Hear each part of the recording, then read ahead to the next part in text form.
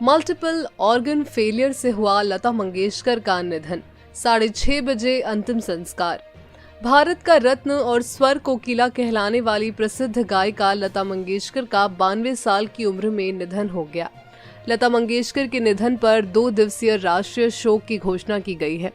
सम्मान के रूप में 2 दिनों तक राष्ट्रीय ध्वज आधा झुका रहेगा।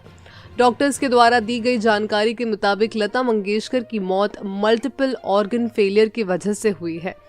लता मंगेशकर के पार्थिव शरीर को लगभग 12:30 बजे उनके आवास पर ले जाया जाएगा।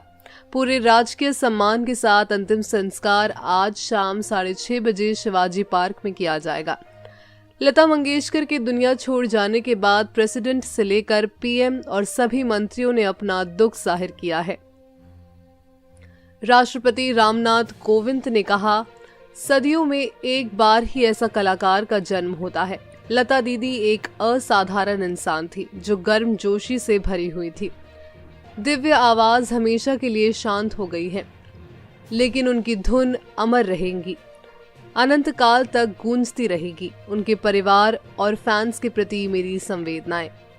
पीएम मोदी लिखते हैं कि मैं शब्दों से परे पीड़ा में हूं। लता दीदी हमें छोड़कर चली गई हैं।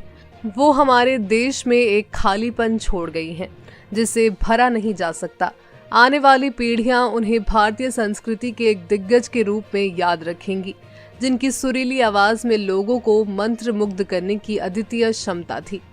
अमित शाह लिखते हैं कि मैं खुद को सौभाग्यशाली समझता हूं कि समय समय पर मुझे लता दीदी का स्नेह और आशीर्वाद प्राप्त होता रहा।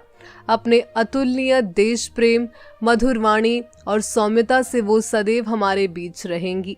उनके परिजनों व असंख्य फैंस के प्रति मेरी संवेदनाएं व्यक्त करता हूं।